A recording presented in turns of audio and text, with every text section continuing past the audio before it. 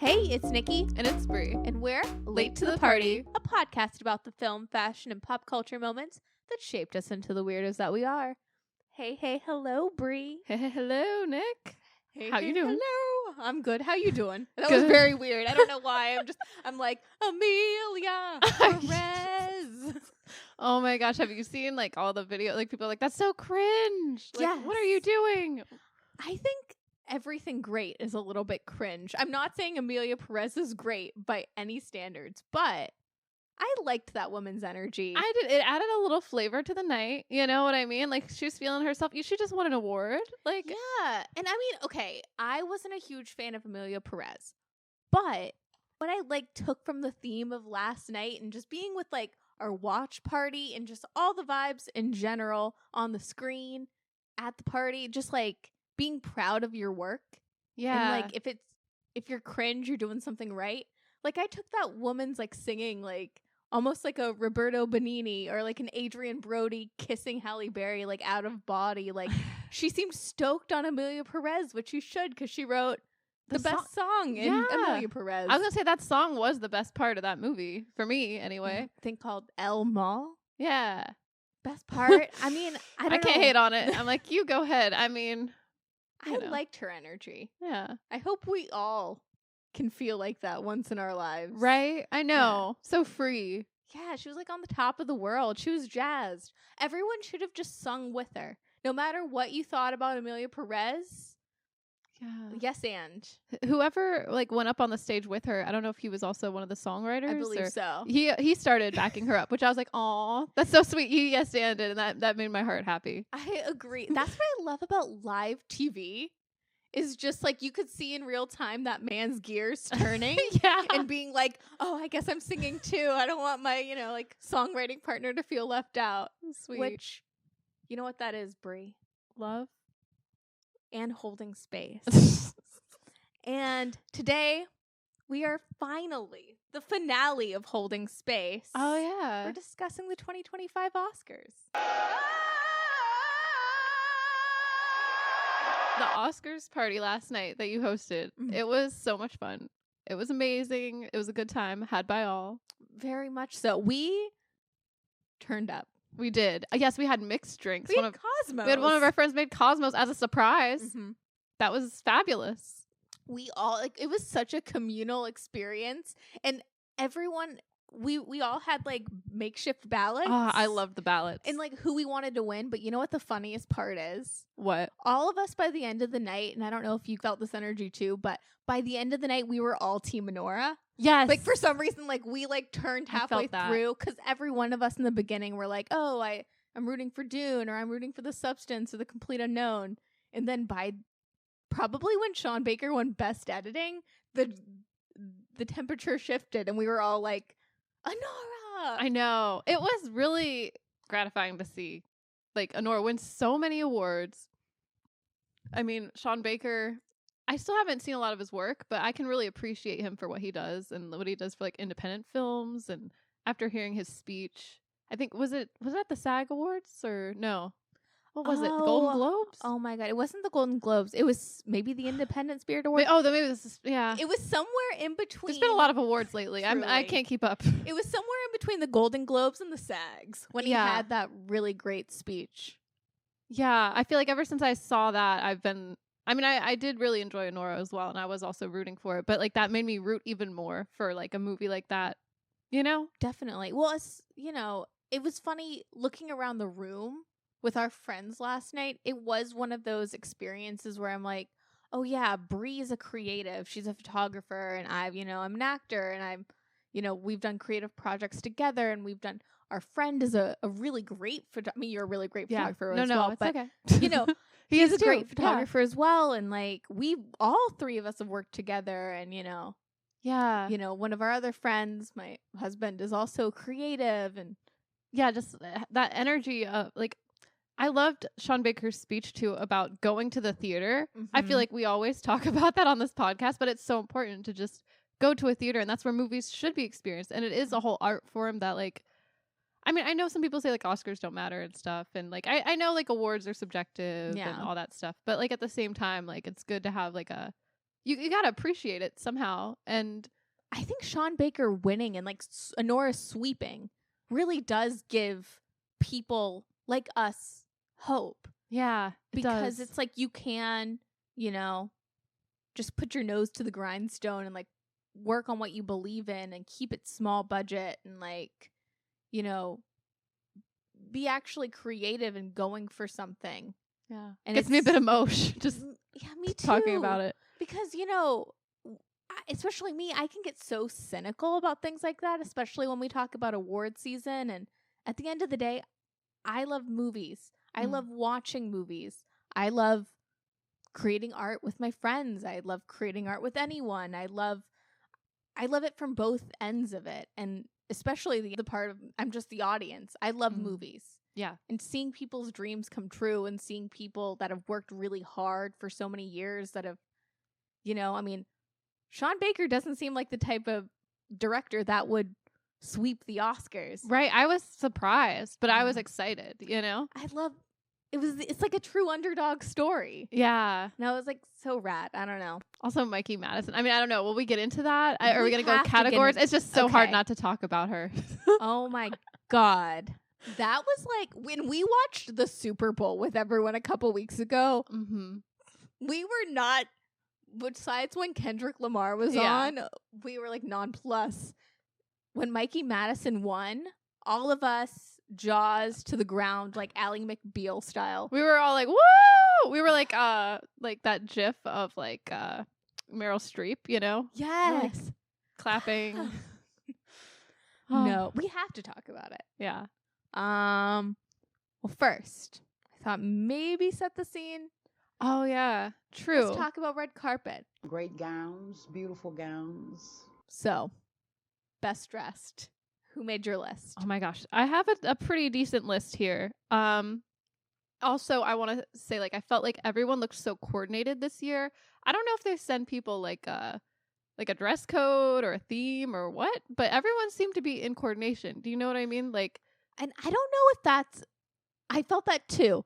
And you know, I thought it was all a coincidence, but I did notice some patterns and it's like, I think it's designers. oh, okay. Yeah, that's what I was thinking too, is there's a few designers Yeah. that keep coming up and that kind of makes sense. And maybe the stylists all work together. I'm not really sure, but there's a lot of similar like silhouettes, a lot of silver, a lot of rose gold. A lot of mirror ball, like shimmery, like reflective disco ball material. yes.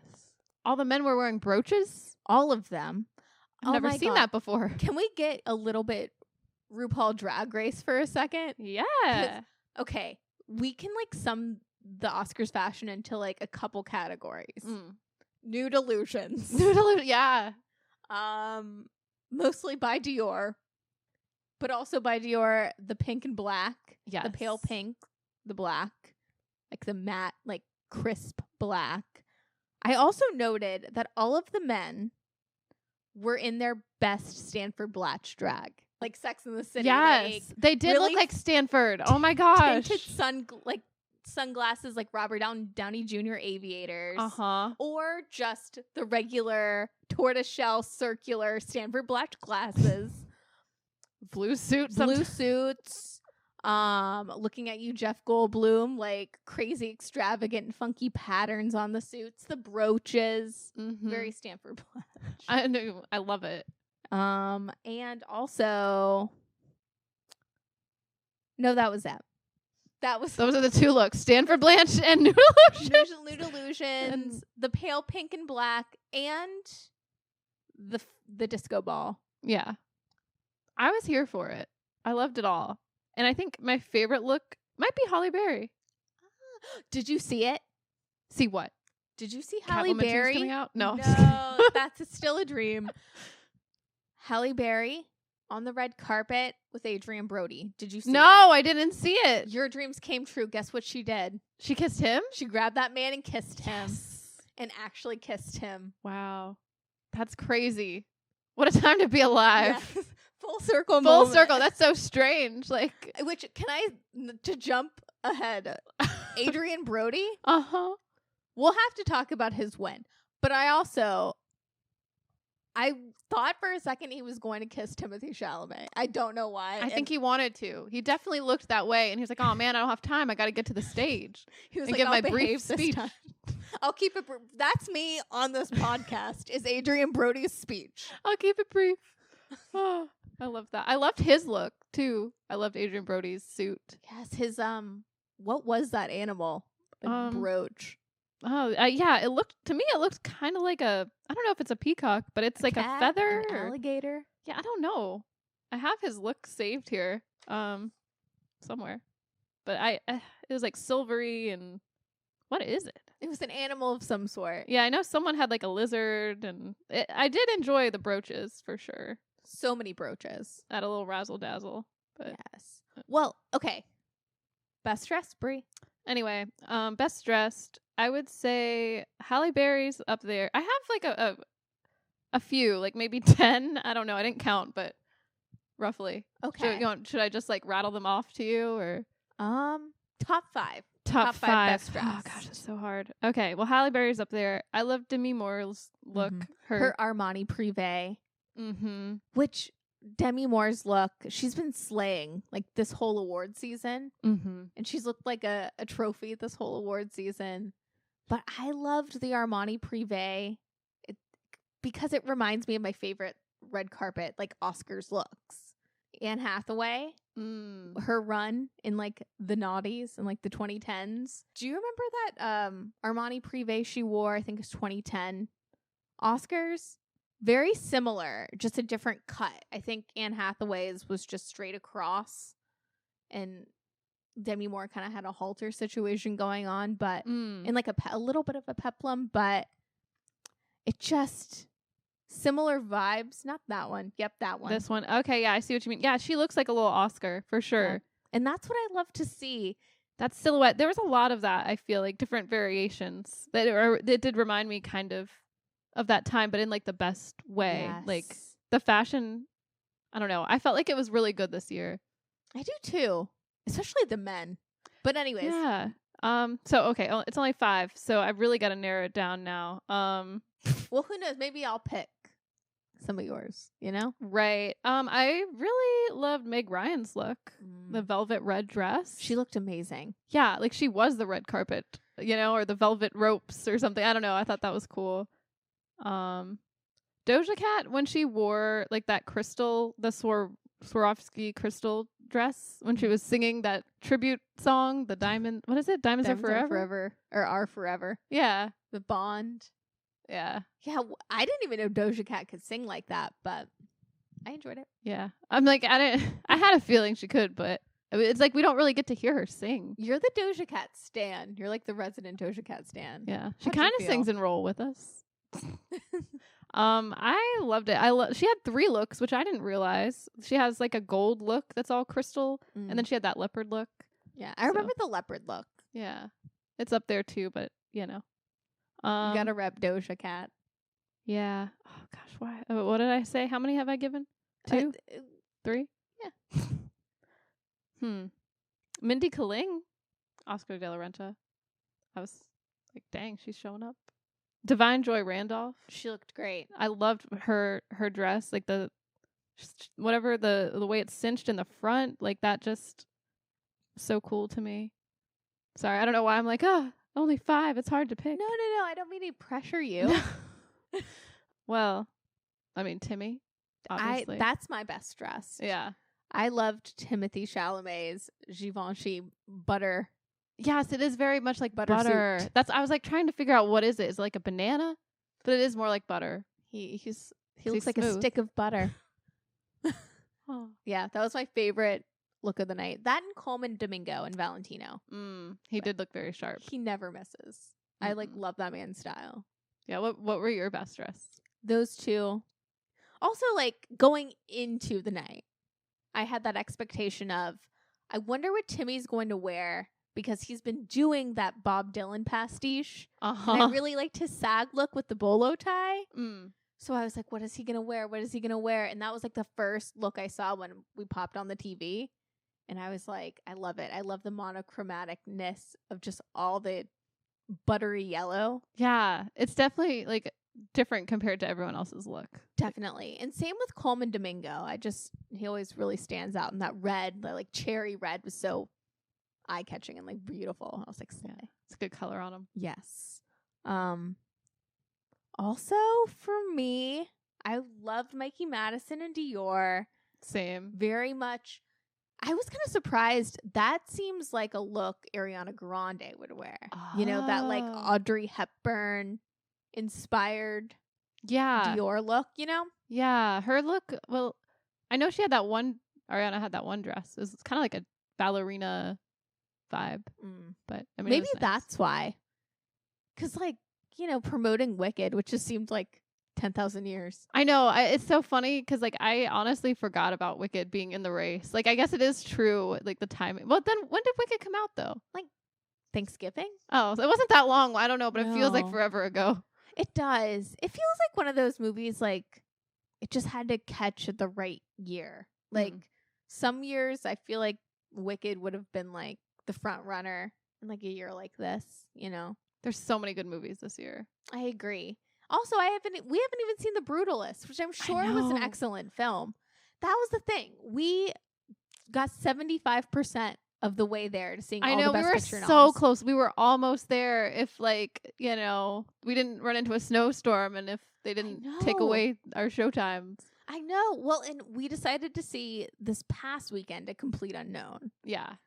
But mainly because the Brutalist showing was a little later. Like, we had to choose. We had to choose. We wanted to see both. And The Brutalist is 4 hours, so you can't. It overlapped. In a normal movie time, like a normal run time of like just under 3 hours, we could have seen both films. I know. But Brady Corbett, whatever you want to call him, if you want to do the fancy version or not, he did decide to make a almost 4 hour long movie, so we couldn't really double feature it. We couldn't. But Still want to see it, though. same. I totally thought it was going to win Best Picture. I did too. I put it on like what? Yeah, I put it for a couple things, and then I was like surprised. There's so many things on my ballot where I was just like, what I wanted to win won, and what I thought was going to win, because I tried to get so analytical and like strategic about it. Yeah. And honestly, I would have swept it if it was just what I wanted to win. Oh man. But yeah, I picked The Brutalist for a lot of things that didn't, or Conclave. Okay, I think all of us maybe picked or almost all of us picked The Brutalist too, which was funny because, yeah, None of us have picked seen him. it. Yeah, none of us have seen it. We Yeah, just assumed. totally. Oh, speaking of the Bob Dylan biopic, Monica Barbaro Oh in yeah. Dior. I loved her look. What was she wearing again? Hold up. Black and pink. Just, I don't know. It was a big, like, almost princessy type dress, but it had like the beaded like top. Oh yeah. I do like that. It's beautiful. That's really pretty. I like the top. I loved Elle Fanning and Givenchy. Mm-hmm. But to be honest, I very think classy. Elle Fanning's like the MVP for red carpet fashion this season. I personally think I loved every outfit she's worn. So Yeah. Elle Fanning, and I liked Zoe Saldana in Saint Laurent. It was really cool. She looks like a cake topper or something. Like it's I don't know how to describe it, but it like her dress kind of drapes into different layers and she looks like a decadent dessert. She does. I loved like the top of it. It was like almost fishnetty. The top right before you get to like the puffy. I don't know. I'm terrible. At Yeah, I don't describing know how to fashion, but describe it either, but it is very cool. I also loved Emma Stone in Louis Vuitton, and I actually liked Rachel Ziegler in Dior, even though the dress was falling off of her. Oh, okay, yeah. I did think it was a beautiful dress. I agree. Yeah. And what did you think of Ariana Grande? I thought her dress was really pretty too. Because she had like the wackiest of the night, in my opinion. Yeah. That Schaparelli number, like a jellyfish mushroom it is situation. yeah. I mean, I like it. I just think it would be kind of hard to sit in. But yeah. But it's fashion. It is fashion. I mean, it doesn't even look real. Like it looks like something my dream would make up. You know what I mean? You know in dreams when you just come up with like crazy clothing designs and then you wake up and you're like, "Oh man, that doesn't exist." That's what it reminds me of. Like it's very dreamy. It's cool that it's got like Like, it looks so structured on top and like satiny, and then it's like all the tulle. Yeah. She looks like a cake topper. She does, yeah. Yeah. I have like mixed I feelings. feel like she's about hiding it. things under there, under that dress. What is she Of hiding? Munchkins. But no, I liked the performance of when they did Defying Gravity and she's wearing that red dress. I really like that too. Did you peep the ruby red Dorothy slipper on the back? Mm-mm. It's like stabbing her in the, not really, but it's the illusion of stabbing her in the back. Oh, The Dorothy red slipper. that's really cool. Very, very cool. Dang, I missed that little detail. That's cool. Yeah, I didn't notice that until like looking back, but yeah, I really like that. I liked Andrew Garfield and Gucci, and yeah, that was my best dressed. I know that was more than I was five. about to say, hey, that's well, more than no, 5. Any more Anymore. fashion that you liked, you didn't like? I really like Gal Gadot's dress, her Prada gown. Like, I just thought red. Red is that's beautiful. It's like that Coleman Domingo same kind of shade, I think, that he Mhm. wore. Amy Poehler, I know it was simple, but her black dress gave me Morticia Adams vibes a little bit. She looks great. I think that was the thing too. All of our friends were like, Amy Poehler hasn't aged a day. She looks fabulous. They were all blown away. Yeah. And we'll talk about crazy dresses. Did you see this dress? I don't know who this lady is. She's a French actress, but her dress is kind of crazy. Ooh, who is she? Her name is Stacey Martin, or maybe it's Martine. I But like it. it almost looks like a piece of furniture, but in a really cool way, you know? Oh, it's beautiful. It's like super, just like a standard beautiful gown, like fitted on the top, and then it just like goes into like a really structured. I don't even know what that shape is. Yeah, I don't know what that shape is. I think I was just like kind of blown away by some of these looks where the structure is like so different than what you normally get to see. Yeah. You know, I'm like, ooh. They definitely like played with structure this year. Yeah. At least the ladies. And Right. then the men were like monochromatic. But I liked them. I liked a lot of the men this year. I did too. I like Dave Bautista's look. He's approach, not wearing but- it in that photo, but I think I saw him with some fabulous glasses as well. Yeah, he did have fabulous glasses. Yeah, because he was presenting with his glasses, right? Yep. I didn't know he wore glasses. Men with glasses. I know. It's Or a good maybe look. it's like the male version of like, I don't know, like the Miu Miu balconette, like office girl, like office siren look. Maybe that's the Yeah. male office siren look. Who knows? Then there was Jeremy Pope. I don't know him either, don't but know him. he's a I- complete unknown to me. But look at his outfit. Oh, I like that. It's I like- like those pants. Yes. They're very flared. They're flared pants. I think he's wearing, I mean, it looks like he's wearing high heels. I don't know. The toes are pointed at least. I like it. He's got style. He's got flair. He was there. Yes. But yeah, I think that's everything. I just had to mention those two. I'm like, Right on. oh. Do we have anyone? I know we're not the fashion police, but is there anyone that comes to mind? Any worse dressed? Any worse dressed? I'm thinking because I feel like everyone I saw looked very put together. So I don't think there's anything that made me go, ew, that I recall. How about you? Same. Oddly enough. Yeah. I think I was more in the camp of the like nude illusions and like the pale pink Mm-hmm. of it all. Like a lot of the disco ball looks. Yeah. Besides Halle Berry. But after Halle Berry, I was like, okay. You know. Yeah. Hers was the best one, I Yeah. think. I agree. Because it would really blind you. Like, there's a couple times where she was, wasn't she presenting something? She right? was, yeah. Yeah, and like the lights would hit her dress and it would like flash. And I'm like, why is it doing that? Why is the screen flickering? But it was like the reflection. Art, baby. Yeah.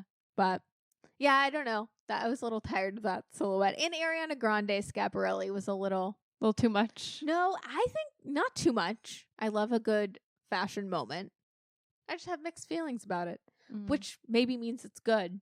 yeah. It just makes me feel things, but I don't know what things. So maybe that's a good thing. Yeah. Maybe that's where it goes from. It's not a great gowns, beautiful gowns. It's like an art piece. Yeah.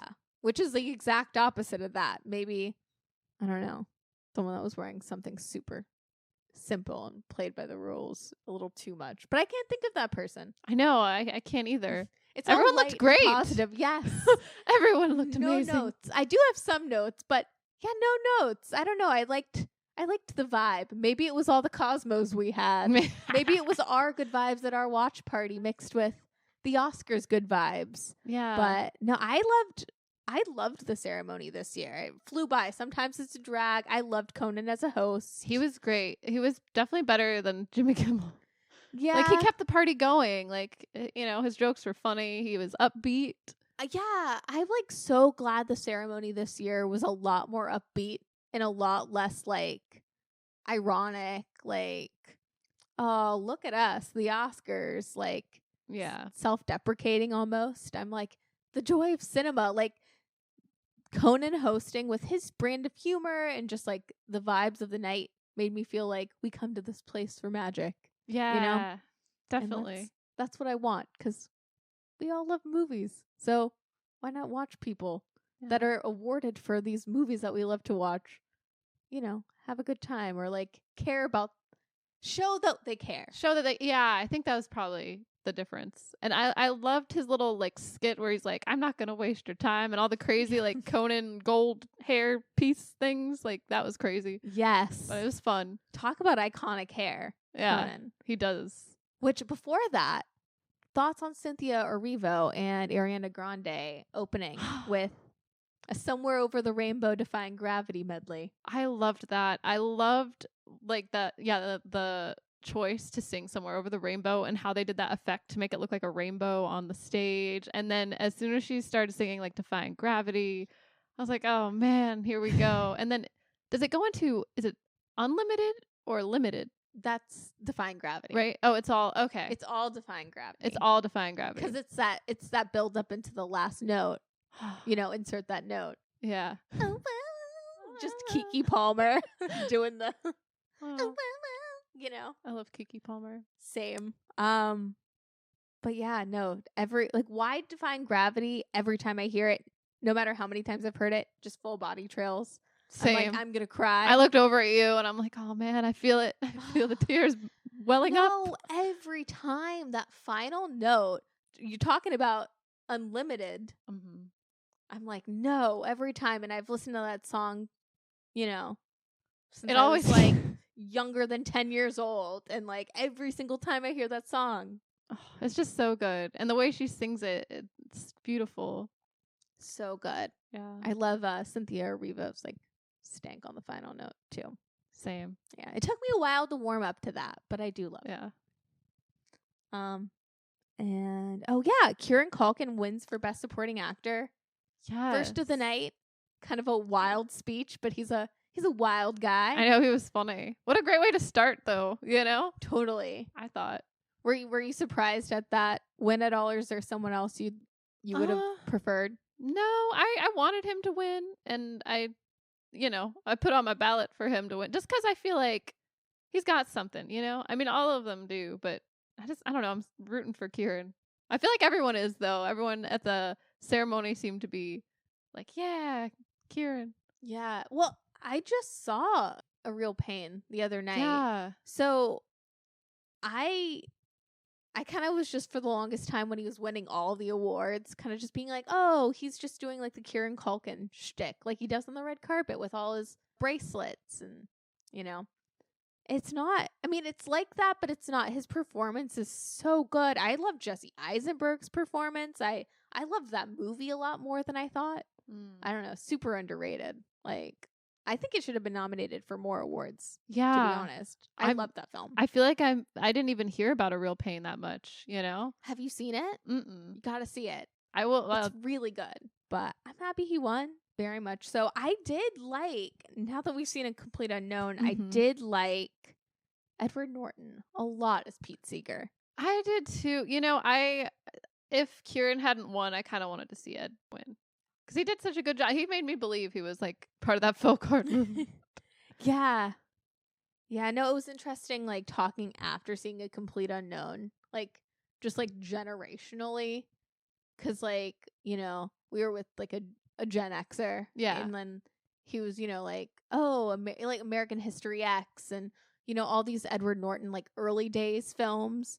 And in my head, I'm like, oh, yeah, he's Fight Club and, like, Moonrise Kingdom. So, like, I didn't grow up with, like, the Edward Norton of lore. I just know him as, you know, in the Wes Anderson films and in Fight Club, but is this like Pete Seeger fellow, Oh, but he has more history to him. He Just definitely unbeknownst to us. does. Yeah, for us a complete unknown, but for like a whole generation of like elder millennials and Gen Xers, just their man. just ask one of them about Edward Norton. You know what I mean? Like there's such a lore behind this man. Yeah, I feel like I've heard his name a lot, but I'm like, Edward who? Now I'm like, okay, I see you, Edward Norton. He has lore, but in his older age, he's simmered down a little bit. So now we can be like Pete Seeger, Edward Norton. But any other standout moments from the ceremony?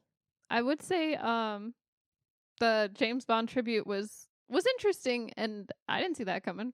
It's like they took a whole good chunk of time to do that. I guess what's going on with James Bond? I don't know. Like what, he's having a moment, or there's James Bond never ends. Is it like the 100th anniversary? I don't know. I was a little confused by the James Bond happening, but because they started off with Lisa from Blackpink singing something.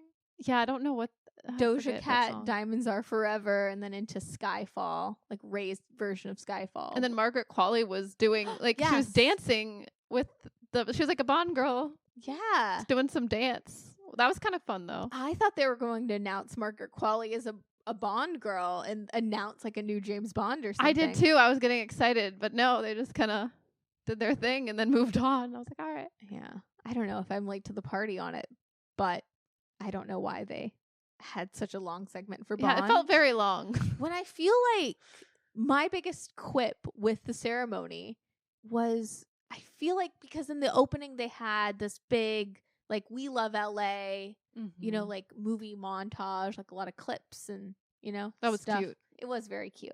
But also when I think of LA, obviously as an outsider, but I think of David Lynch. Yeah. Who loved- You would think they would have done more Yeah. of a tribute to him.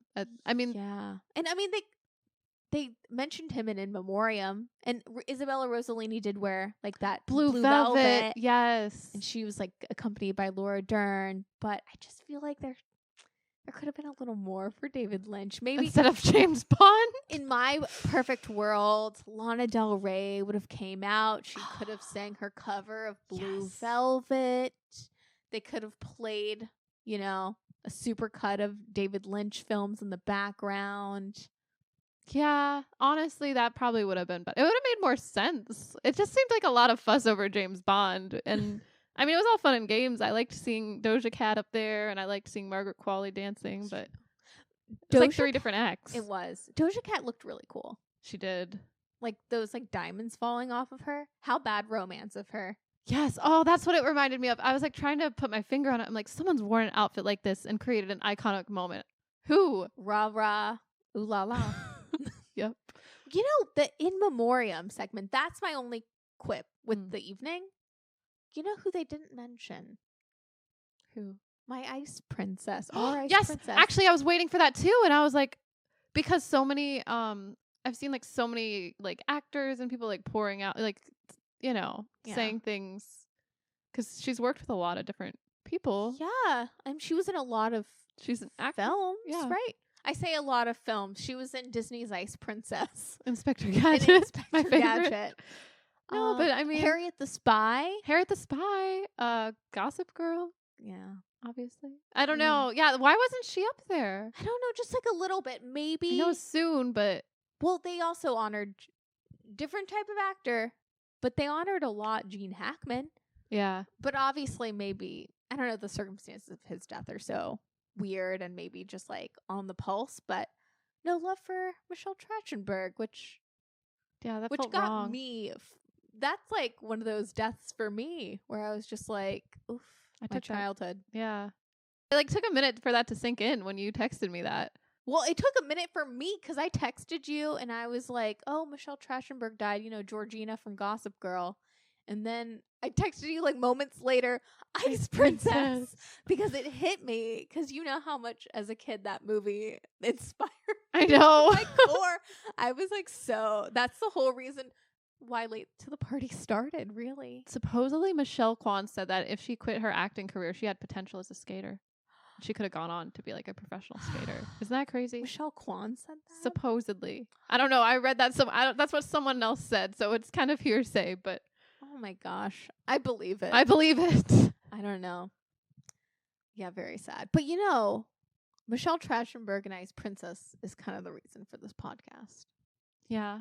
Because during the pandemic, the dark times, we had this idea for at the point, it was like a YouTube series at that point or something. Did we record Ice Princess? We did. We have an episode Is it on unreleased? Ice Princess unreleased on my old MacBook. Oh my God. But we rewatched Ice Princess. Yeah. And that was kind of like the little seed of Late to the Party. Oh. So. Wow. Thank you. Thank you, Michelle Trachtenberg. Really? Yeah. Yeah. Wow. This is our in memoriam. Yeah. We are rewriting the wrongs here. Have that one song from Ice Princess, that like Allie and AJ song. Oh yeah. Which too many TikToks of that. Too many emotional. That's my in memoriam. They've been getting you. Yeah. I'm like the Ice Princess song. Oh. But anyways. I'm like, what are some other standout moments of the night? Goldie Hawn. Yes. Goldie motherfucking Hawn. Oh, I love her.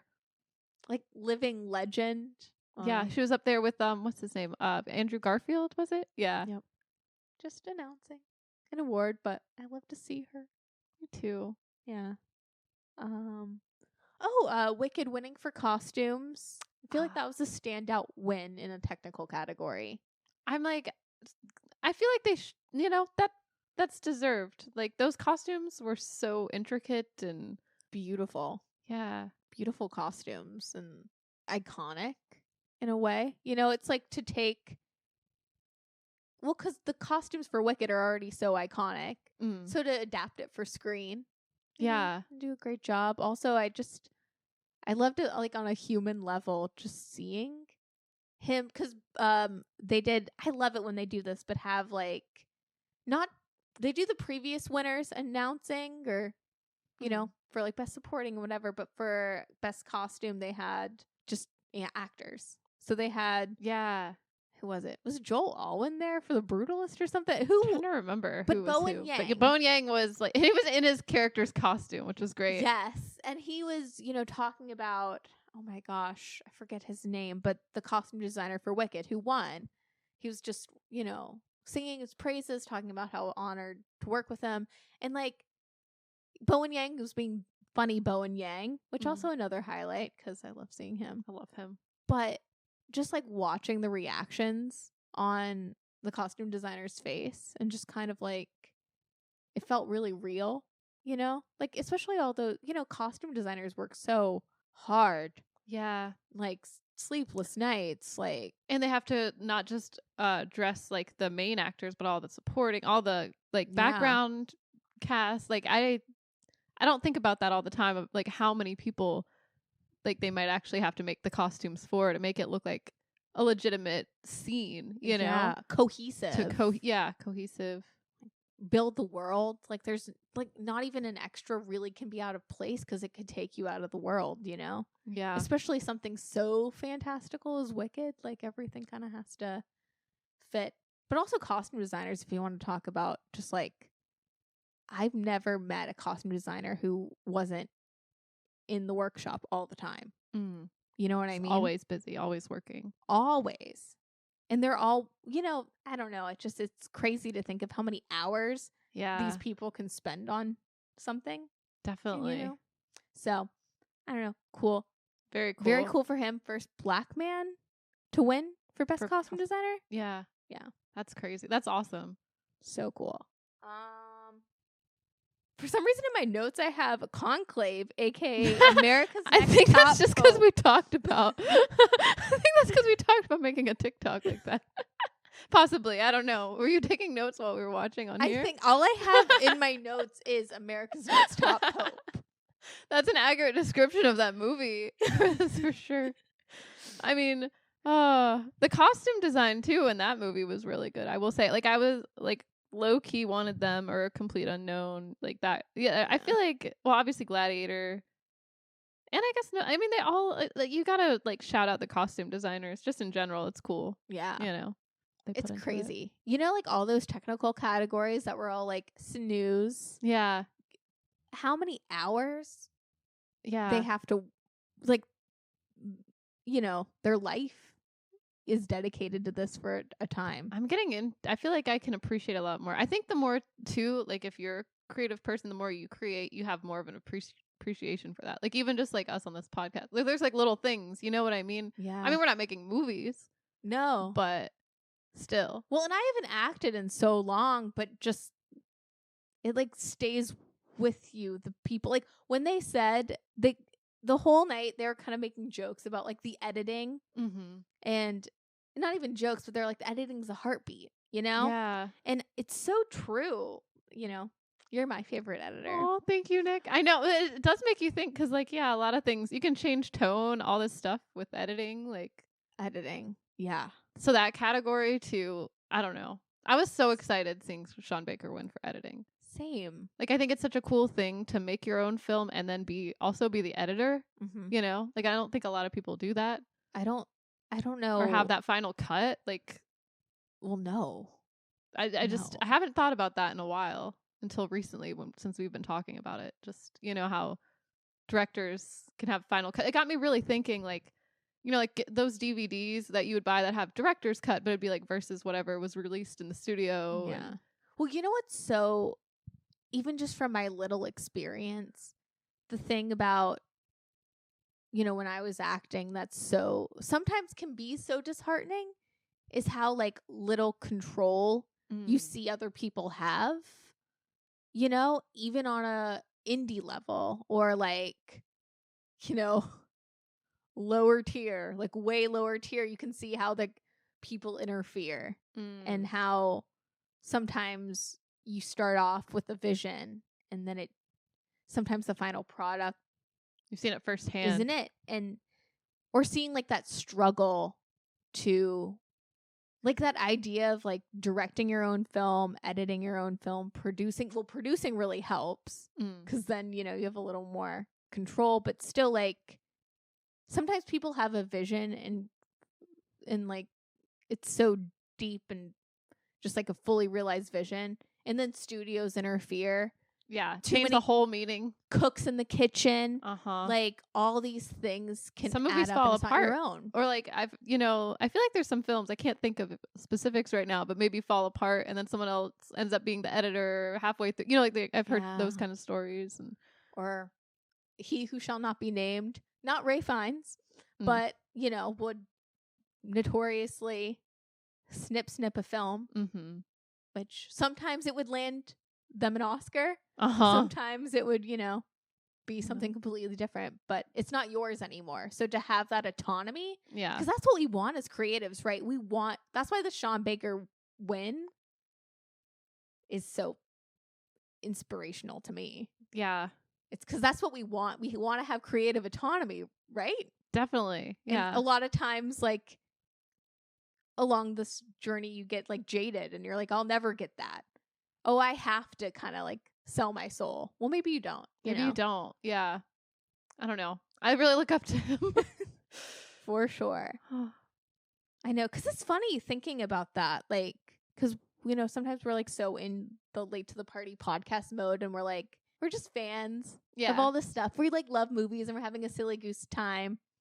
But then, you know, I think we've seen it with like, at least I've seen it with me and like, you know, my friends that are other creatives, like kind of gets disheartened or like kind of like wrapped up and beaten up by, you know, by it sometimes. Definitely. It's the commercialism of it all. Yeah. Or feeling like you're only constantly told you have to give up that autonomy to be successful, or you have to have X, Y, and Z to lift you up, you know, to make it better. Yeah, but this kind of proves you don't. Oh. Sean Baker does. Especially if you have a good team of people with you. Yeah. That's all you need is a good team of people and a vision. Yeah. Definitely. And maybe Neon could distribute your film, you know? Yeah. But that I mean, Sean Baker's been working for like 30 years. So right. Yeah, he's been honing his craft. Yeah. He knows what he's doing at this point. Totally. So Any other highlights? We kind of talked about Adrien Brody's speech. I'll keep this brief. Oh yeah. Yeah, thoughts on Adrien Brody's win? I was happy for him. I wanted him to win, actually. He did win, right? Yeah. Okay. As someone For the that leading has role. not seen The Brutalist, I also wanted him to win. Yeah, I mean, from the clips I've seen, and just like seeing Adrien Brody's work, I just had a feeling that it was good. And as much as I wanted Timmy to win, I'm like, oh well, I don't know. He's so early in his career. Like, hasn't Adrien Brody? He's been nominated, right? But he hasn't won for The Pianist. Oh, did he win? That's when he went up and kissed Halle Berry. That's right. He has won then. Yeah. Well, he should always win. You know what's crazy? I have a preferential. I'm giving him preferential treatment. I don't know. I do too. You know, he's only been nominated twice and won both times. Oh wow. He's like the youngest male Best Actor winner for The Pianist at 29. And Timmy would have beat him, so that would have been fun. That would have been fun. But I don't know why. There's something about Adrien Brody's performance in everything, but especially the Pianist, that to me, even though that was like 22 years ago, I'm like, no doubt he was excellent in The Brutalist. Yeah. He deserves it. Definitely. I'm just like, oh yeah. No doubt, no thought, just Adrien Brody. I know he gave it his all. Who cares if AI corrected his Hungarian accent a little bit? I forgot about that. Yeah. He was probably still acting the hell out of that. So. Definitely. I mean, he was crying in that one scene. I feel like Adrien Brody's always crying in a performance, and that's when you know it's good. Yeah. What was his speech, though? I'm trying to remember what he said. It was kind of long-winded. I was with him, and then it was really funny. Like, at a certain point in his speech, he was like, no. He was like, the music started playing, and he's like, hey, cut that off. I know what I'm doing. Like, it was the funniest thing. Like, I don't think anyone else has said, like, there's people that have been like, hey, wait, I'm almost done, but they still play the music. I don't think they've ever stopped the music like that. He was like, I know how this works. That was crazy. Which, you know, honestly, very cringe, but also I relate to him on a deep level. I feel like I have more to say, but I promise I'll be brief. I'll keep it brief, and it was like the longest speech ever. Long like The Brutalist. I love that, though. That's funny. No, I don't know what he said in his I speech. forget what he said. Like, I feel like Sean Baker's speech was so profound, and I think he said something profound too at some point. But yeah, I definitely checked out probably with a lot of other people. But I still was like, "You go, Adrien Brody." Same. I've not seen the movie, but deserved. But so, can we talk for a second about A Complete Unknown? Since we've talked a little bit, but what were your thoughts on that film in general, and like Timothee Chalamet's performance? And I love Timothee Chalamet's performance in A Complete Unknown. I think, like all his like little mannerisms and like his voice inflection, like he had me convinced he was Bob Dylan. I still don't know a lot about Bob Dylan. I feel like, after that movie, I want to know more. I feel like they don't really get into a lot. Like, he's kind of an enigma. yeah, I feel, but maybe that's the point. that's the point, right? Yeah. But I enjoyed it. I enjoyed learning about like the folk music movement. Honestly, like in the 60s, like that part to me was really interesting. Like the activism, like Bob Dylan's role. Because honestly, I didn't even know Bob Dylan was singing in the 60s. I thought he was like the 70s or 80s. Like, I feel like really like I feel like kind of dumb just because I didn't know that. But the more you know. I just know the bare bones of Bob Dylan. I think in high school I went through a Bob Dylan phase.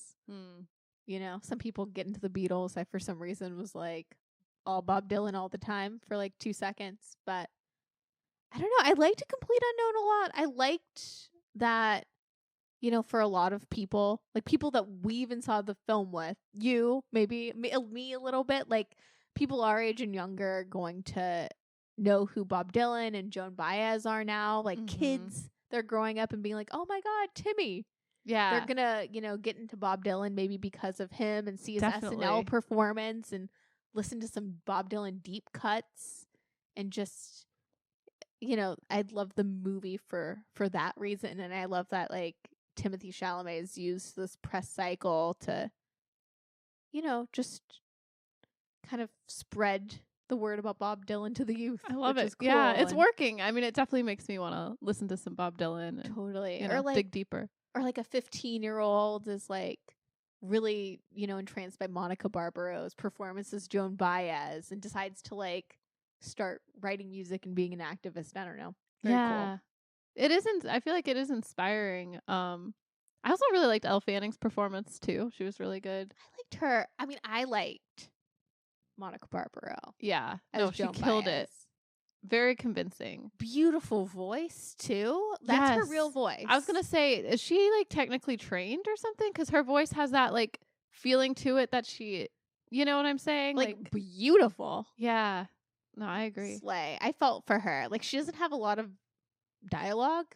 I wanted her to win Best Supporting. Can we talk about Best Supporting Actress? Yeah. Because Zoe Saldana wins for Amelia Perez. Yes. Which I thought Zoe Saldana was great. Well, she carries Amelia Perez on her back. I feel like she should be the main character. I mean, I know it's not about that, and the movie's not necessarily about her because it's called Amelia Perez, but it does center a lot around her character for a good chunk. And I feel like she's just a really strong actor. Like she needs to be recognized. So I'm not really mad at that, but I do feel like Monica Barbaro was really good. And even though she did, like you said, have little screen time, like for what she was like the screen time she was given, she used it like, I don't know. She killed it. She like did Joan Baez proud. Like you could just see, I don't know, it was a very nuanced performance in a film that, you know, no shade to James Mangold, but you know that I'm not personally a fan of his work sometimes. But something that could just be like a standard biopic, I think, because Chalamet and Barbaro and Elle Fanning, like they put in Edward Norton, they like put everything into these characters. It elevated A Complete Unknown like so much. Definitely. Because it could have been a Dewey Cox. It could have. Like, I was worried about that. Yeah. But at the beginning, I'm like, is this going to be like Dewey Cox? There were a couple times where because they follow certain beats of like, this is the beginning, this is the middle of his career, but this is where he turns into a bad boy. I love that they're pretty consistent with Bob Dylan's an asshole throughout the whole film. Like he has no character arc, which is like right on. That's especially true. for like. That was something I'm like, am I rooting for Bob Dylan? Like, I think I am. And I definitely see the charm. Like, I see what the ladies like, but then I could see how he also pisses them all off and pisses everyone off. But I kind of like that about him. So, well, you know what's crazy? I felt that way too. And like, kind of like Team Joan this whole time. I'm like, yeah, he kind of like is doing everyone dirty. But at the end, when they're performing at the Newport Festival and he goes acoustic, which is, the whole controversy in real life and in the movie. And he's getting like booed, and he plays the whole like electric set and like a Rolling Stone. Iconic. Yes. But when he goes back on to do one more like acoustic song to just make it so it's not a riot, there was a moment before that where I was like, don't play any acoustic. Like in my head, I was like, no, stand by Be a rebel. Like, what is it that Johnny Cash is? He's like, drag some dirt in. What was he saying? Some mud on it. Yeah. Get a little mud on it or something. Mud on the carpet. Yeah. Something like that. Yeah. Yeah, it was an interesting feeling. I was like, huh. I know. I was rooting for the characters to do some crazy thing. I was like, Ed Norton's character. I'm like, yeah, take that axe. Cut those cables. Just like for the chaos. I don't know. Want chaos. You're like, but yeah, I mean, in the similar breath, I was like, yeah, Pete Seeger. Don't let them. I know that's like the opposite. Destroy the message. I felt myself compelled, like on both sides of like, yeah, keep a folk alive, but also like, yeah, the news, don't be so in a box and open your mind. 100%. And then I was like, Elle Fanning, yes, leave. No, and then stay. No, stay. Don't. You're go. perfect together. It's very toxic, but maybe you guys could work. Yeah. He gave you that cigarette, so. Right. Y'all watch that old-fashioned movie together. But then every time he is on screen with Joan Baez, I'm like, kiss, kiss, kiss. Yeah, it's like, I don't know. That movie really. Yeah. It was a fun watch. Very fun. It was a very diplomatic answer. Fun watch. I forgot what we were talking about. Zoe Saldana. Oh, yeah. Supporting role. Yeah. Yes. Who did you want to win for Best Supporting Actress? You know, to be honest, at first I wanted Ariana Grande to win because I know this is like her dream. I've been rooting for her the whole way, you know, with Wicked. But then I Never just heard of it. Yeah, there is a part of me though that's like after so much time. I know it hasn't been that much time, but I guess I've watched a lot of movies in between like Thanksgiving and now that it seems like it was like released last spring, but it's not that long ago. But in my mind, like Wicked has like I mean, it was so good. It's blown away on a broomstick. It's flown away on a broomstick a bit. And well, I think she was great. I guess like Monica Barbaro, I was just so like convinced. I don't know. Something about it too being like grounded, I guess, in like real life. Yeah. I don't know. But I also kind of low-key wanted Ariana to win. But That's who I did write wanted down to win. Ariana, so who I wanted to win. Ariana. I don't know. Who did you want to win? Ariana Grande. Yeah. I don't know. I'm a theater kid at heart. I know. I'm kind of sad. Like, I feel like that would have been crazy. Yeah. Like that, her dream coming true. Yeah. But I mean, she's, you know, she's had so many awards in her life, you know. That's true. Not to be like a jaded, like Academy voter. Where I'm like, well, you know, I've seen her work on SNL. I know she has comedic chops. Yeah. No, I really wanted her to win. But I knew Zoe Saldana was going to win. So, and I didn't pick it. I picked Isabella Rossellini, the wild card for me. But, I mean, Zoe Saldana's won every award for Best Supporting Actress this season. So, yeah.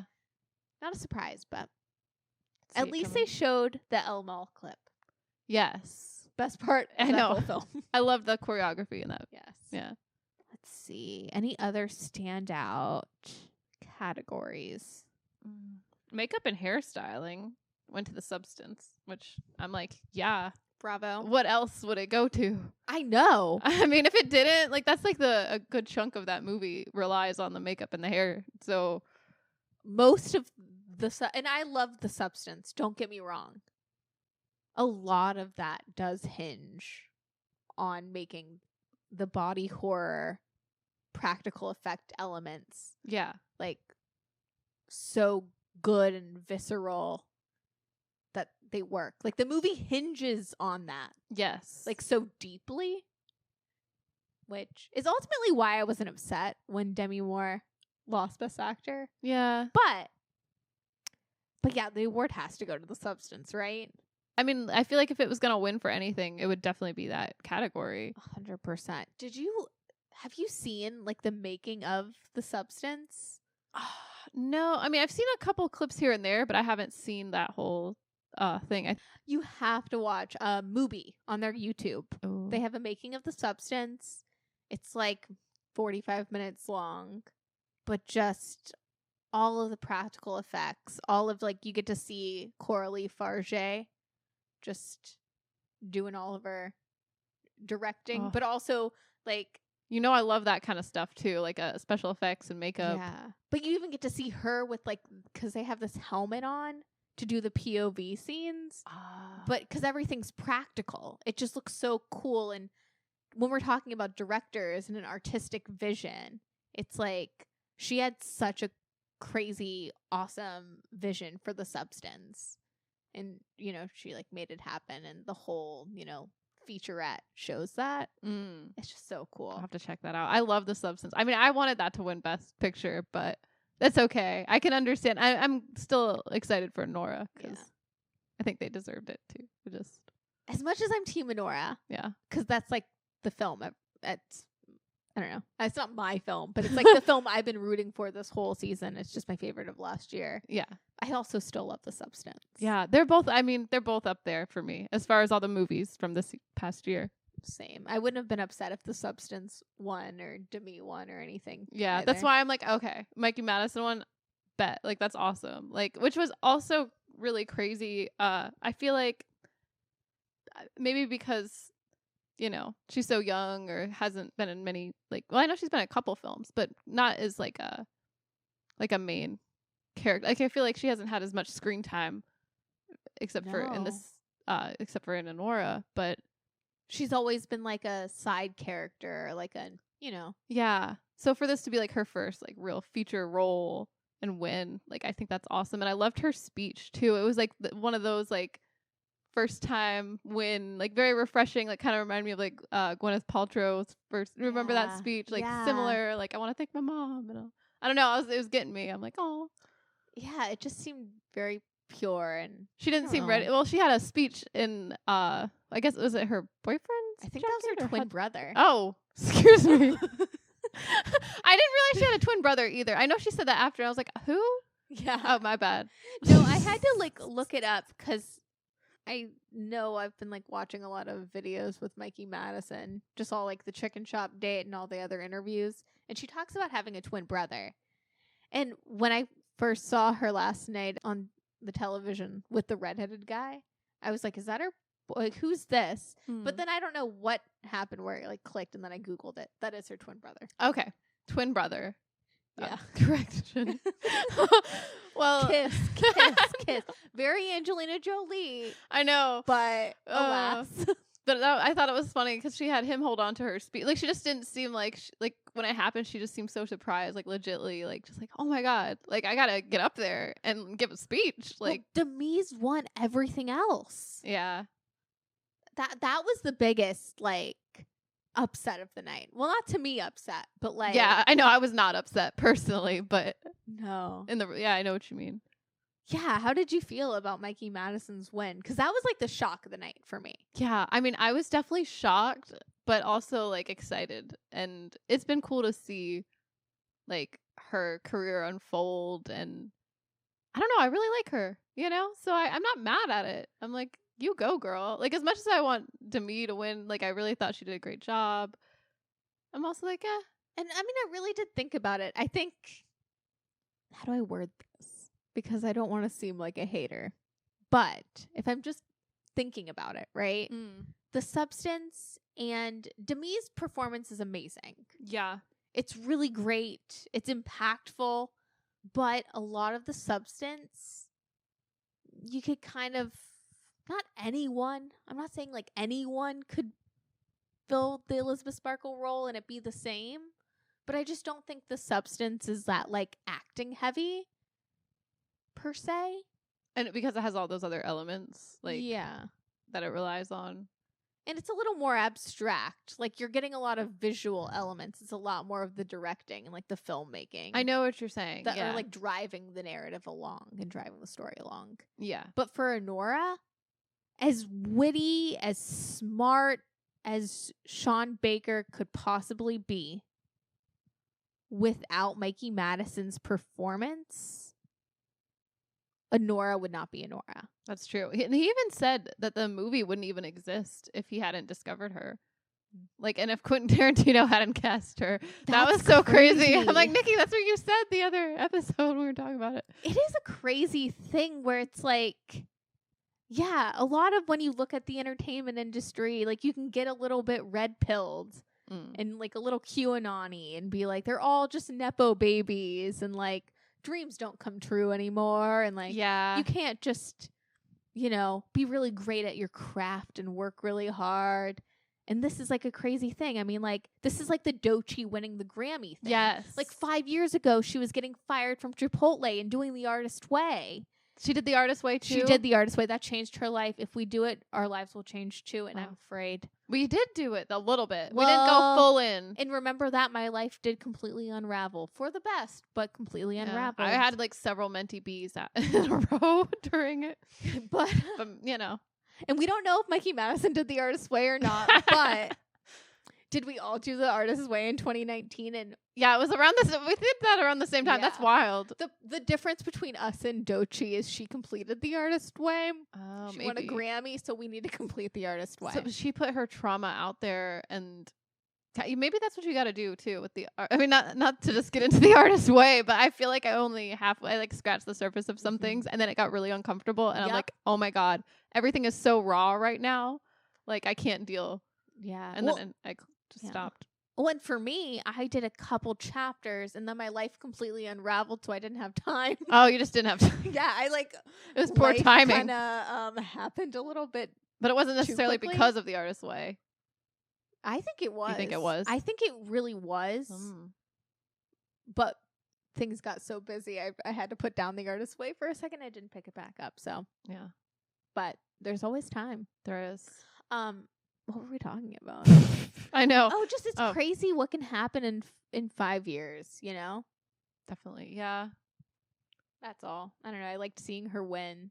And Yeah, don't you feel validated? Like you've been rooting for Anora this whole time. I do feel Do you validated. feel seen? I really do. Like Anora is the best film of last year, and I think it's such a smart film. And Mikey Madison does make Annie so human and so like lived in. And I don't know. I mean, it's such a testament to Sean Baker and his, crew that she was able to, move to Brighton Beach like a month before. And, she had a lot of say in a lot of elements of Annie. That's really cool, actually. And, like sometimes actors don't get this amount of time. I mean, like Timothee Chalamet also had 5 years to work on Bob Dylan. That's crazy to me as well. But you have to give artists, like especially actors that like, if you want it to be real, you got to let them commit, Definitely. So, I don't know. I just thought it was really cool, and I do feel really validated because I think Anora is a really special film. I think, too, the more, like, I mean, I've only seen it the once, but, like, it's definitely stuck with me, and I think the longer you sit with it, the more, like, I don't know, excuse me, like, it is more than just, like a rom-com, so to speak, you know what I mean? But it has, like, a lot of different elements going on, and I think that's what's so cool about it is, like, yeah, it kind of dips into different genres, but it has, like, I don't know, it kind of talks about real issues in a way that just is impactful, I guess, and you maybe don't realize it right away.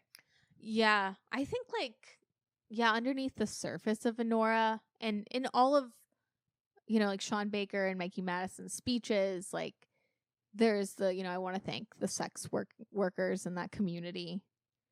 But I also think it does a really great job of humanizing people in that profession and, different walks of life. Yeah. Because I don't think I've ever seen a film, and I know like the Oscars love that typical story of like a young girl, like Butterfield Day, Elizabeth Taylor, like a sex worker that, achieves her dreams. And this is different for sure. But what's special about Anora is that I do think it does, like, we never, while some people in the film, most people in the film, while society looks down on Anora sometimes, we as the audience never do. We are fully with her.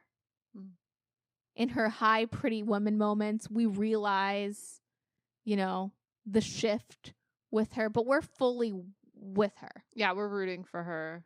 And, this character of Annie gets that time to have all of these, like, moments. And like I was thinking about Anora today because like we talked about it last week, and I was like, it's Pretty Woman meets a slapstick comedy meets like a serious drama. Yeah.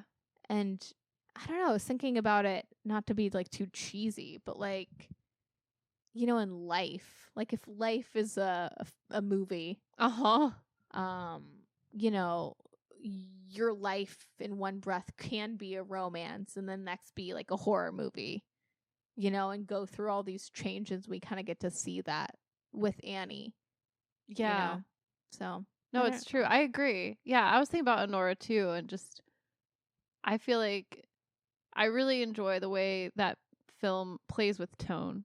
And that is kind of true to life. Like, there's so many ups and downs, and like, we're at the top, like, we're with her, like, when, like, things are going great, and then, like, things kind of go sideways, and you're like, oh, and then by the end, I mean, spoilers, but it's like, I mean, it's not the worst place exactly to be in, but it's just, like, kind of like you've just jumped off a roller coaster, basically, or gotten off a roller coaster, and it's just like, oh, and, like, then what happens, I don't know, but, I mean, and she doesn't know, like, the story doesn't exactly know, but that, like, breakdown at the end is so impactful, and I love an ambiguous ending. Yeah, I feel like the ending is so strong in that film, and that's what really makes it For me, I think that's really what took it to the best picture level, because it could have ended several different ways. You know what I mean?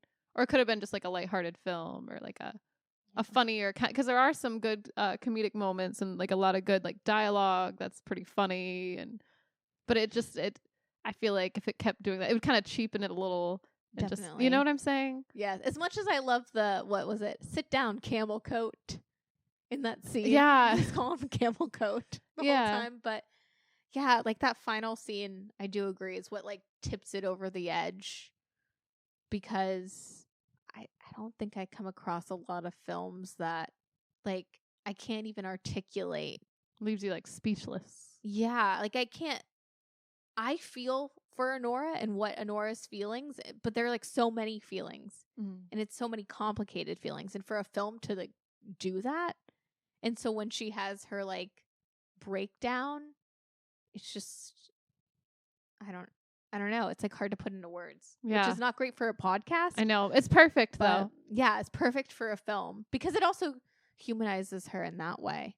It's like a very specific human experience. Yeah, and if we didn't see her break down, she wouldn't appear quite as human, because a lot of the times her emotions are just on the like we see her being angry. Yeah, that tough exterior. Yeah, but like that really just, I don't know. At the end of the day, she's just like a 23-year-old girl. Yeah, I don't know. Perfect. No notes for that film.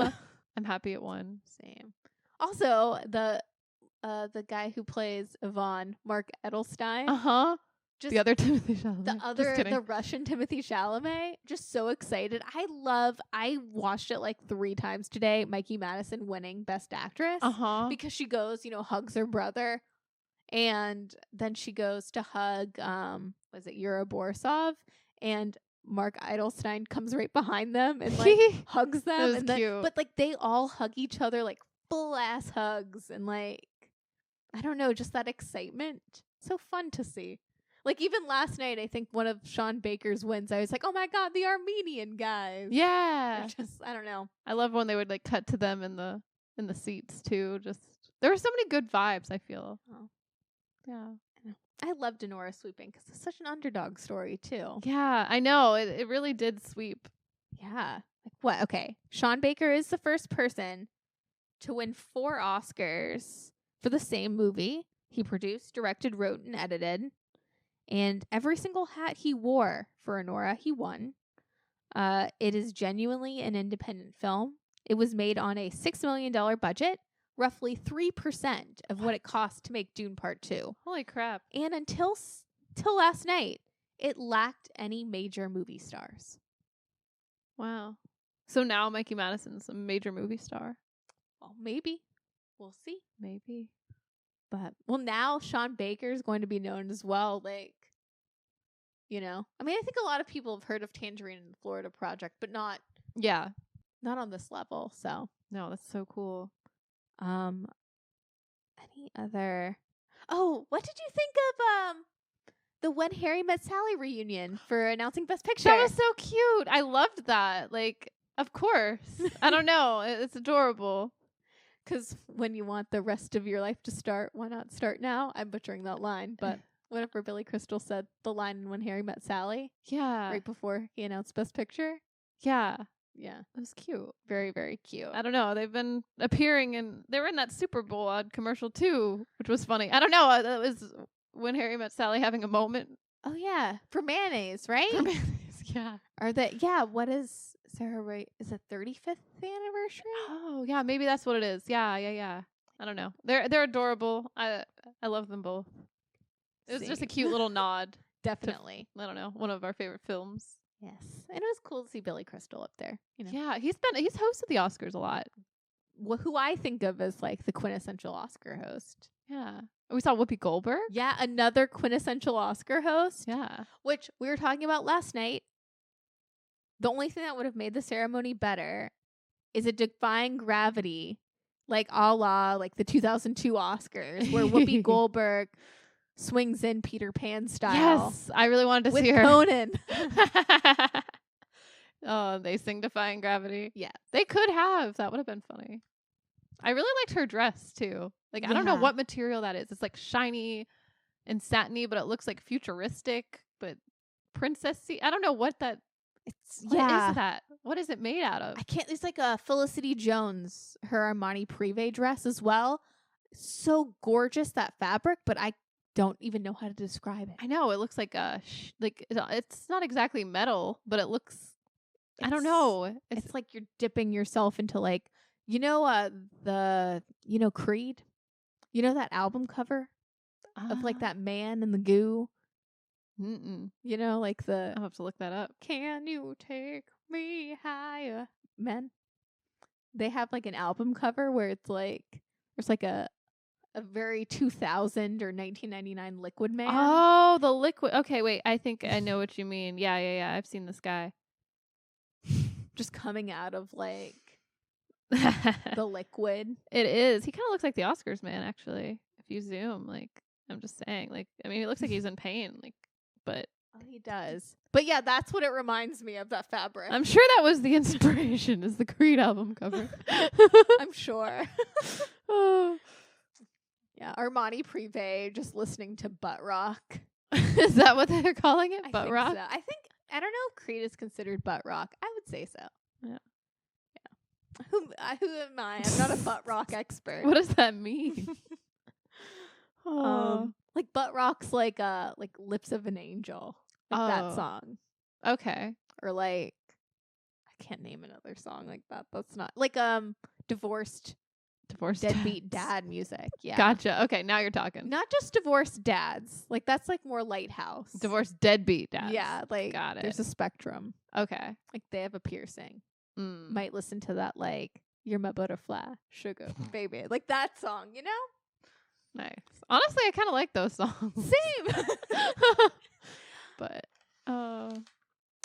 they're bops. they are. Yeah. Especially in retrospect. Also as females, I feel like we can like listen to whatever really and not. It's not as cringe. Yeah, or like we can kind of pass it off. We don't get labeled. Yeah. We just get labeled in so many other ways. Mm, Like in this, the substance talks about it, definitely.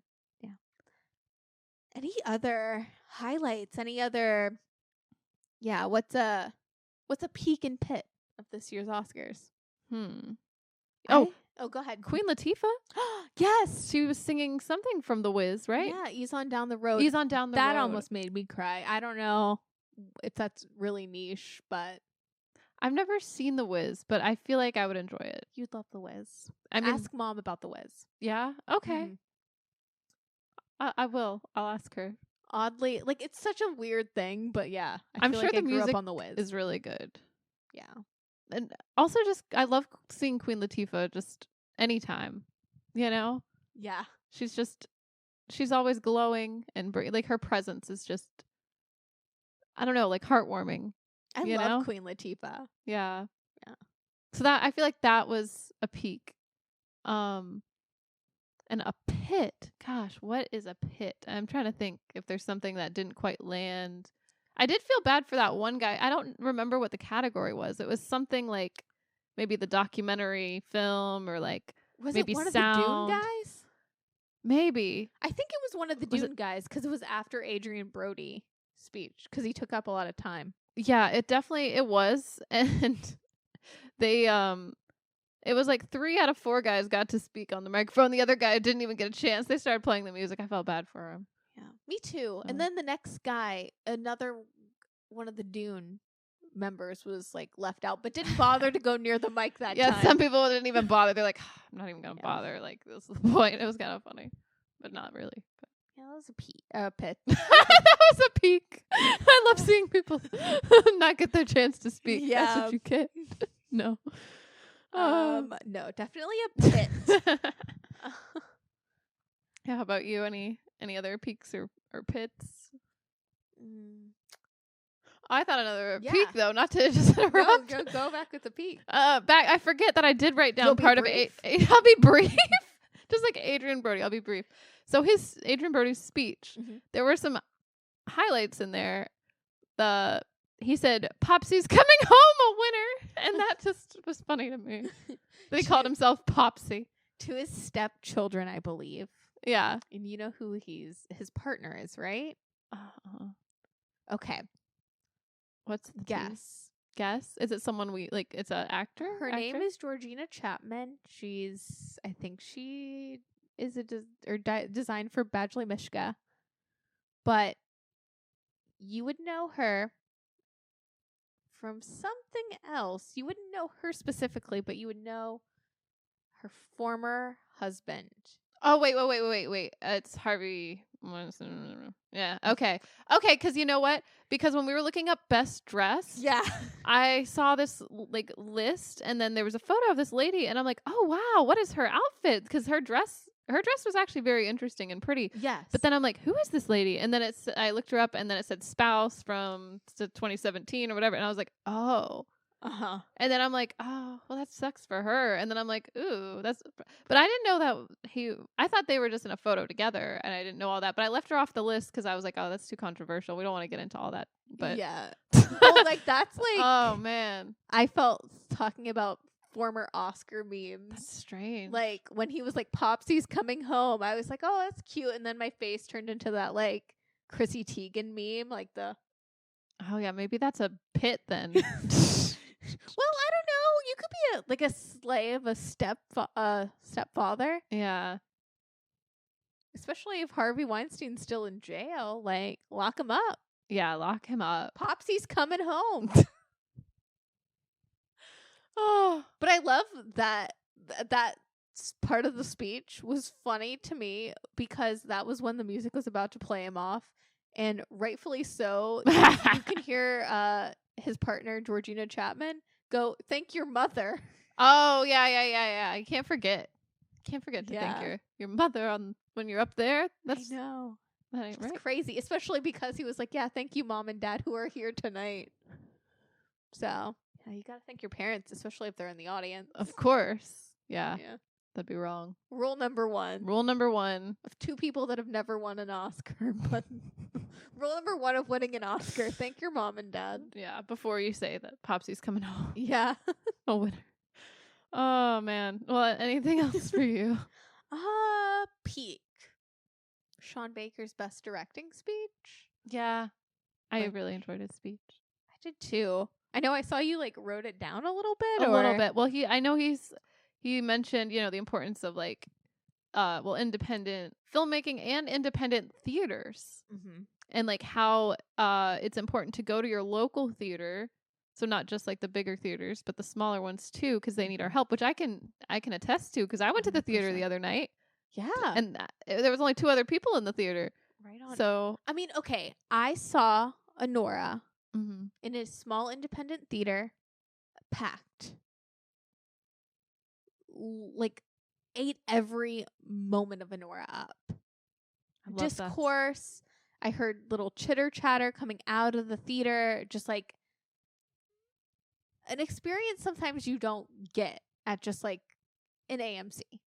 Yeah, That place you come for magic, though, so don't get me wrong. Any movie theater is a great movie theater and way better than being at home. definitely. But there's something about being and supporting a small independent theater because popcorn's cheaper too, usually. Truly. If you go to your independent theaters, most times the snacks are a little cheaper. I'm just saying, if you don't want to pay $10 for popcorn or something. truly. Also, our independent theater, best popcorn, Mm-hmm.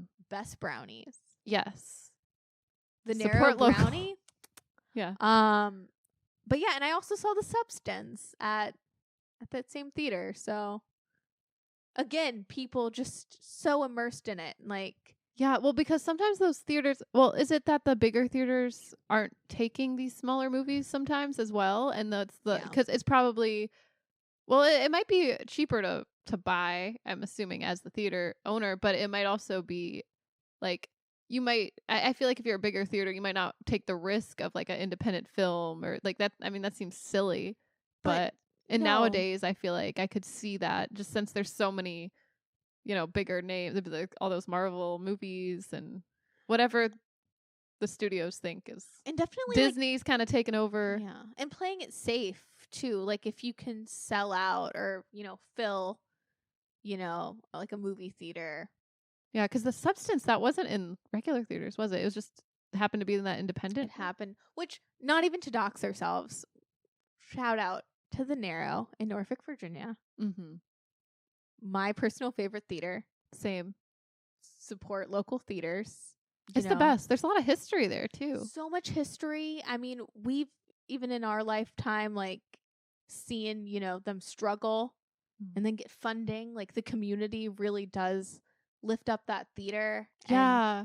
They used to have like a speaker there that would talk about like the old Hollywood films, and he had actually been like, he worked with a lot of the, I mean, I'm going to get emotional. No, Mal Vincent. Mal Vincent, he was pretty cool. Who, when I worked at the Contemporary Art Museum, he was, I know, I'm like, I don't want to, but Mal would come in and sometimes he would just call on the phone at the front desk to talk to me. I know. And you all talk about theater? Well, he would always talk about old films and old Hollywood and his time in LA. And he honestly, every time I hear about Isabella Rossellini, I think of Mal, because he was like, I met Isabella Rossellini, back in the day. She's the most gorgeous woman, the most talented woman. He just was like in love with Isabella Rossellini and had stories from old Hollywood, and just his writing, and just, getting to, he would do these like summer shows of like, he would have anything. his picks and line them up and have a whole talk beforehand, and you learn so much, and just experiencing that love of cinema. I don't know, that was just so cool to like tribute to those old films and 100% hear it from someone who's been there and like lived it and breathed it his whole entire career. Yeah. I mean, he died a couple years ago, but like, I know, R.I.P. I know, R.I.P. Mel Vincent, but yeah, the Narrow is the reason why I know I feel like I'm Pamela Anderson at the Criterion Closet. I'm like, I wouldn't consider myself a cinephile, but I am a movie lover, and I think a large part of that is like, of course, my upbringing and my family and whatever, but and like being like my family being like, oh, you're interested in something, will help facilitate it. But it's also going to that small independent theater and getting to see lower budget films, getting to see indie films, getting to see foreign films, and not being like afraid of subtitles. And like, I almost want to bring this up on the next mixed bag, but like, I have been dibbling and dabbling, and I've seen a couple films now that like have broadened my mind. And I don't know, it's funny when you talk to some friends and people and they're like, I don't want to watch something with subtitles, and it blows my mind, but it's not that bad. It is not I bad mean, it's at one all. way you gotta understand. I mean, I did watch The Ramen Girl in Japanese, and I didn't even have subtitles. It would have been better if I did, but was Brittany Murphy still as like charming as ever? Yes, she's very charming. I mean, the story, you could still pick up what was happening, but I mean, the subtitles would have helped. But I still wanted to see that movie so badly just because of Brittany Murphy and my love of ramen. Streaming now. I know, but it wasn't at the time. That was the only way I could see it. Your dedication to Brittany Murphy and ramen is unparalleled. But I don't know what my point was. Oh, just small independent theaters. They're super important. And I think. Yeah. Oh, sorry, not to cut you off. off. Cut me off. I just think it's so cool. I'm not Adrien Brody. Cut me off. I just think it's like amazing that Sean Baker is using his platform to just speak on these things and speak from his heart, what he's passionate about and things that affect like real people, because like at the end of the day, like, there's so many creative people and so many people involved in the filmmaking process, that maybe like, well, maybe don't get recognized, or maybe you don't get paid a whole lot if you're doing independent. Like, it's a hard journey. Like, I know he talked about that in his other speech, but I just think like, encouraging people to go to the theater is really important, and support like independent theaters too, because I do feel like we've lost them. It does seem like since the pandemic, obviously the landscape's changed and things go to streaming, but you're not retaining it the same way. It's definitely no. You got to get into the theater. Like, it's a tradition like that. Just I feel like everything he said was like, it spoke to my soul, because I feel this way too about theater and like film. Like, just you got to go experience it. Like, it's one of those mediums that I like don't want to see die. Same. I don't know what I would do. I think I'd be so depressed. It's vital to life. I mean, I was reading a little bit. They were like, oh, the Oscars this year, was very apolitical. And I think subliminally, like, the message was very clear. Yeah. Like, especially at a time, not to get on a soapbox, but, where the arts are at stake in a Mhm. way, just to celebrate it and to be a reminder that movies are a beacon of hope. They reflect life, but they also give you so much hope, and going to an actual theater is such a communal experience that you can't replicate. It's something as humans that's like vital and that we need. It's also like a great way to get like perspective. To see Yes. other people's perspective. You would never know, and that's what's important, especially in tough times, Yeah. is seeing something through another person's perspective, or like a paradigm shift. Definitely. I don't know. Yeah. Just props to Sean Baker. 100%. I know, I have his speech right here. Oh, you do? Yeah. So his best actor speech, or best director speech, he did not win. And his best actor. Adrien Brody also played Sean Baker. Great actor. But Sean Baker says, "We are all here tonight because we love movies. Where did we fall in love with movies? At the movie theater. In a time in which our world can feel very divided, this is more important than ever. It's a communal experience you simply don't get at home. Filmmakers keep making films for the big screen. I know I will. Distributors, please focus first and foremost on the theatrical releases of your films. Parents, introduce your children to feature films in movie theaters, and you will be molding the next generation of movie lovers and filmmakers. And for all of us, when we can, please watch movies in a theater, and let's keep the great tradition of the movie-going experience alive and well." Yeah. And he also said, "Long live independent film. This film was made on the blood, sweat, and tears of incredible indie artists." Boom. Bam. I know, mic drop. Oh, yeah, that's my piece. Okay. Pitt. Let's not end on a bad note. I know. Let's not. I feel like we've already talked about some pits anyway. Yes. So yeah, that was like the biggest highlight probably. Definitely. But that was the Oscars. That was this the year. Oscars. I know. I had a great time. I did too. This Oscar season really surprised me, and I feel like for the most part everyone got what they deserved as far as whoever won. Nothing upset me too much. I agree. And it was just, I don't know, good vibes overall. 100%. Yeah. Good times. Good times had here with our friends. I know. That Good was such a times. party. But no, it kind of gave me hope. I don't yeah, know. it gives me hope for like just filmmaking in general, or like what kind of films we might see this year. I'm like, oh, True. It gives me a lot of hope as a movie goer. mm-hmm. I will be watching. I will be seated. I will watch, Same. And I don't know, it kind of does like light a little fire underneath me to be like, hey, don't stop creating too. Yeah, Pick it back up. It's never too late. it's never too late. Also, start the artist way. Yeah. But, well, Should I like play us out with something? yeah. Oh my God. What? Demi Moore lost. Yeah. Does that mean we are not going full throttle? Well, I don't know. That's up to us. It is. This is our podcast. To be decided. Are we going to leave on a To be cliffhanger? continued. You know what?